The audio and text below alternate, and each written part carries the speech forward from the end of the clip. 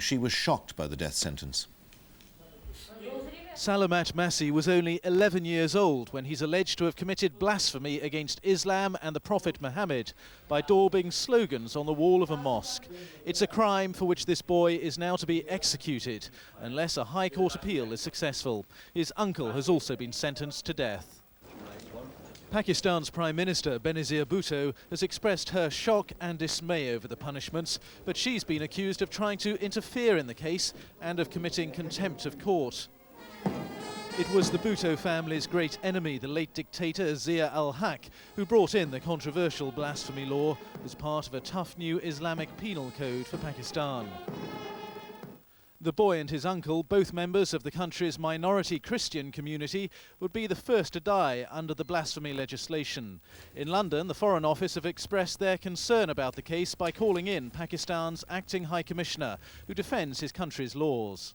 We do feel that there has been a breakdown of religious values, leading to the decline in social values and family values.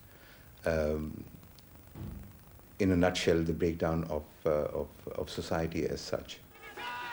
Christians in Pakistan have already been mourning the death of a third member of the Masih family, accused of the same act of blasphemy but murdered while he was on trial last year.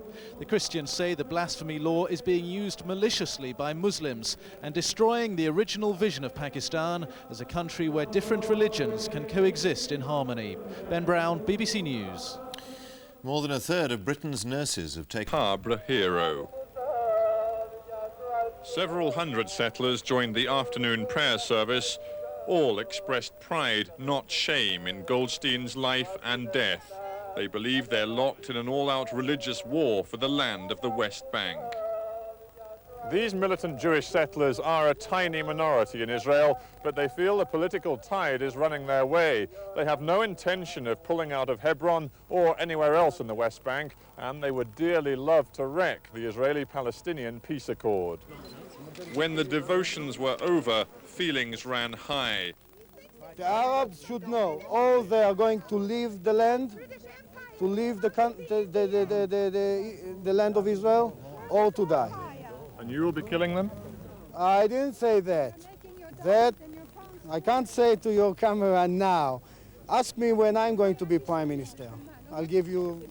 Their Israeli critics call these people Jewish racists. Many of them detest the Western media. You're not allowed to play the role of God by telling us that we do not belong here.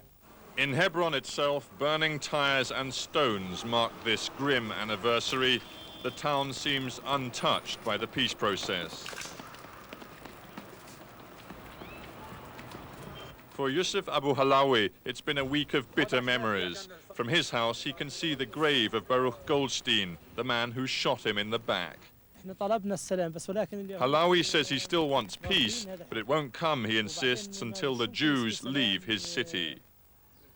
The settlers in Hebron are few in number, but for an Israeli government now committed to the long-term separation of Israelis and Palestinians, they are a severe embarrassment. Baruch Goldstein didn't believe in peace with the Palestinians, nor do his militant friends.